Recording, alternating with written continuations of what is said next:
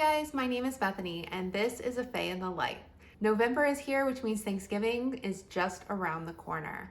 Today we're going to be making a Thanksgiving classic, pumpkin pie. Pumpkin pie is one of my favorite desserts and I could eat it any time of year. It doesn't even have to be Thanksgiving time. Since this is such a staple Thanksgiving treat, I'm going to show you how I make my gluten-free, low-sugar version of pumpkin pie. I have some family members who have some dietary restrictions, so I tend to make a lot of gluten-free items for the holidays. I preheat my oven to 425 and I'm going to go ahead and make my gluten-free low sugar pie crust. You can click the I up above or check out the link in the description box below for that full recipe video. I'm making this one fresh, so I did have the dough chilling in the fridge for an hour. I went ahead and pulled that out so that I could roll it out, flip it into the pie pan, and then we're going to blind bake it since we're making a custard type pie. What blind baking means is that you bake just the crust on its own at a higher heat just to get it to set up so that it can hold the custard filling without it seeping through or getting soggy. Once I have the crust in the pie tin, I'm going to trim off any excess dough from the sides and then smooth it out and clean up the edges, then cover with tin foil to create a pie shield. This will keep the edges from browning or burning too quickly since they do tend to cook faster than the rest of the pie crust. If you have a pie shield, go ahead and use that, but I find tin foil works just fine. Poke some holes in the bottom of the pie crust with a fork. This allows any air inside to escape. You can also put pie weights in, or I've heard some people use dried beans, but I've found that if I just poke holes in the bottom and then bake it, it seems to do just fine.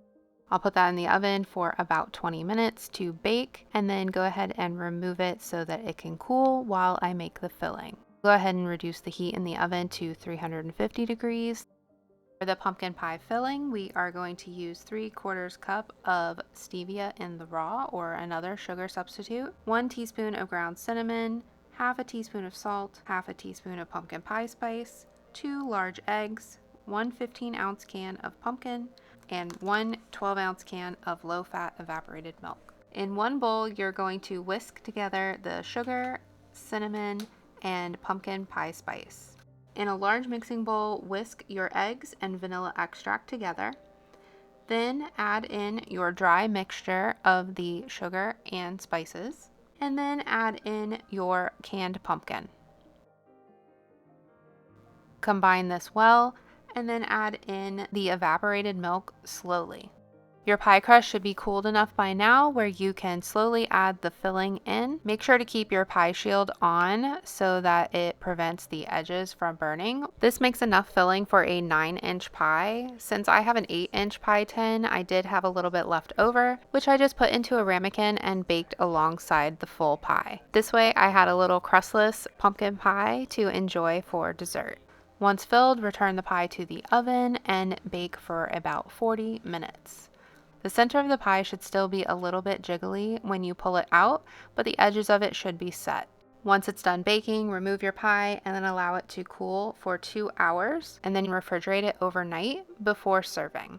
Don't worry if it cracks on top. Honestly, it's just an aesthetic thing. It simply means that the heat may have been a little bit too high in the oven, and that's usually what causes it to crack on top. I like to load mine up with whipped cream, so you'll never know the difference. I hope you enjoyed this recipe video for my gluten-free low sugar pumpkin pie. Even if you're not on a special diet or you have special restrictions, this pumpkin pie is such a delicious treat that anyone can enjoy it. If you want to make it more of a classic pumpkin pie, you can use butter instead of the applesauce, and you can use regular flour instead of gluten-free flour in the crust. Using full fat or regular evaporated milk instead of low fat evaporated milk, and of course using regular sugar instead of a sugar alternative. I'm going to link the recipe below with the items that I used in the pumpkin pie today, and if you click that link and you're a Weight Watchers member, it will show you what the points are for you. I hope that you guys enjoyed this video today. Make sure that you give it a thumbs up if you did, and comment down below. Let me know if you prefer pumpkin pie or apple pie for the holidays. Also, make sure that you subscribe to my channel for new videos every week. I'm going to be putting out a few of my favorite Thanksgiving recipes, so keep an eye out for those. As always, thanks for hanging out today, and I hope to see you guys again soon. Bye!